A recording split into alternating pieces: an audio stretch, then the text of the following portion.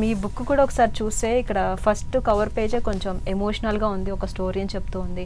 So ఈ book అనేది start చేయడానికి ఎలా వర్క్ స్టార్ట్ చేశారు అండ్ ఎవరి నుంచి ఇన్స్పైర్ అయ్యారు, ఎందుకు హ్యూమన్ లైఫ్ని ఎంచుకున్నారు? చాలామంది వైల్డ్ ఫోటోగ్రఫీ అని చెప్పేసి యానిమల్స్, ఫ్లవర్స్, ఇట్లా ఎన్విరాన్మెంట్ చూపిస్తూ ఉంటారు కదా, but why you choose this? Madam మామూలుగా ఫస్ట్ ఇండియాలో తీసుకురావడం అన్నది ఇప్పుడు మామూలుగా ప్రతి డిపార్ట్మెంట్లో చేస్తారు మ్యామ్. సైన్స్లో, మెడిసిన్లో, మామూలుగా మ్యాథమెటిక్స్లో అన్నిట్లో రీసెర్చ్ పేపర్ చాలామంది రాస్తారు పిహెచ్డి స్టూడెంట్స్. బట్ ఆర్ట్ ఫామ్లో పిహెచ్డి వరకు చదివే వాళ్ళు వెరీ రేర్.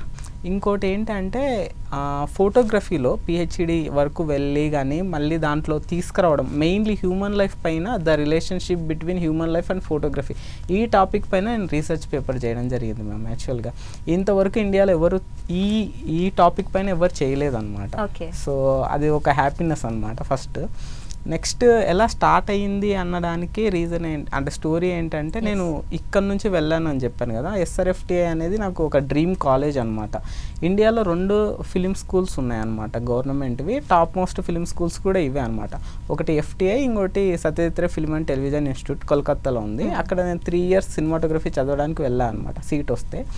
సో వెళ్ళేటప్పుడు ఇంటర్వ్యూలో వాళ్ళు ఫస్ట్ నన్ను అడిగిన క్వశ్చన్ ఏంటి అంటే, నేను ఫోటోగ్రఫీ బ్యాక్గ్రౌండ్ నుంచి రావడం వల్ల సో ఫోటోగ్రఫీ క్వశ్చన్స్ అన్నీ అడిగి లాస్ట్లో what's the most exciting thing for you in photography అనేసి అడిగారు అనమాట.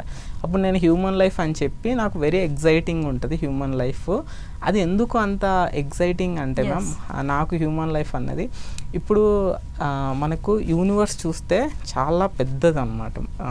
సో దాంట్లో చాలా గ్యాలక్సీస్ ఉంటాయి. It takes light million years to go to one Galaxy to another. But మనది చాలా చిన్న గ్యాలక్సీ మిల్కీవే. దాంట్లో 9 planets ఉన్నాయి. దాంట్లో ఎర్త్లో మాత్రమే ప్రాణం ఉంటుంది అనమాట, అది మనిషికి.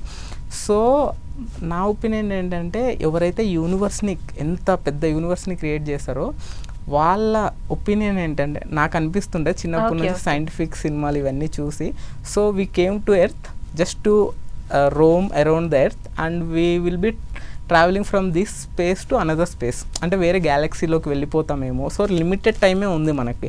కానీ ఇవన్నీ ఎనిమల్స్కి అన్నిటికీ బాగా వర్కౌట్ అయితే ఏమో, అవి బాగా తిరుగుతాయి అన్నమాట. బట్ మనిషి ఒక్కడే ఒక కాంక్రీట్ సొసైటీ కట్టుకొని, ఒక వాల్స్ బిల్డ్ చేసుకొని, with the bias of many religion, caste అని వాళ్ళే కొట్లాడుకొని ఒక మోస్ట్ క్వశ్చన్ మార్క్తో బ్రతుకుతున్నాడేమో అనిపిస్తుంటుంది. సో ఆ క్వశ్చన్ మార్క్సే నాకు ఎక్కువ కనపడుతుంటాయి హ్యూమన్ లైఫ్లో.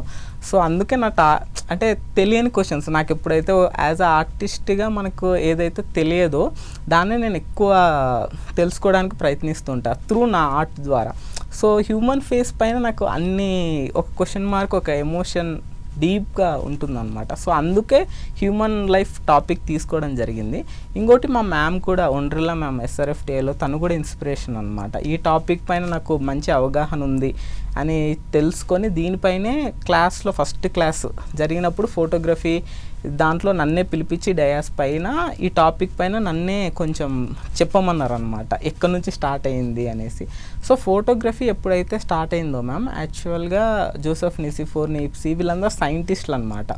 సో వాళ్ళు దగ్గర నుంచి కెమెరా క్రియేట్ అయినా వాళ్ళు మోస్ట్లీ డాక్యుమెంటేషన్ కోసం యూజ్ చేసేవాళ్ళు కెమెరాని. సో అది ఆర్ట్ ఫామ్లోకి రాలేదు అప్పుడు. ఆల్ఫర్డ్ స్టిచ్ 1864లో ఆయన ఆర్ట్ ఫామ్లోకి తీసుకురావడం జరిగింది ఫోటోగ్రఫీని. సో అప్పుడు ఆయన రీసెర్చ్ పేపర్ రాశారు మ్యామ్. దాని తర్వాత సుశాంత్ ట్యాగ్ అని ఇంకో ఫిలాసఫర్ ఉంటారు, తను కూడా రాశారు. బట్ ఇండియాలో దీనిపైన హ్యూమన్ లైఫ్ పైన, ఫోటోగ్రఫీ పైన రాసింది మాత్రం నేనే అనమాట.